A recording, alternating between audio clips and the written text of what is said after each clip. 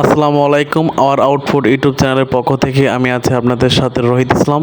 So guys, আমি আবারও চলে আসছি গাজীপুর 27-এ 3 পোটলা বিরিয়ানি নিতে। আসলে এই বাইরের দোকানের যে বিরিয়ানি, তার স্বাদ খুবই সুস্বাদু, এই ফ্লেভার খুবই টেস্টি। ফাস্ট ফুডের ভিতরে এই বিরিয়ানিগুলো সব থেকে পপুলার এবং ফেমাস। বিরিয়ানি, তেহারি, মোরগ পোলাও, কাচ্চি ইত্যাদি এগুলো হচ্ছে স্ট্রিট ফুডের সবথেকে পপুলার এবং জনপ্রিয় খাবার।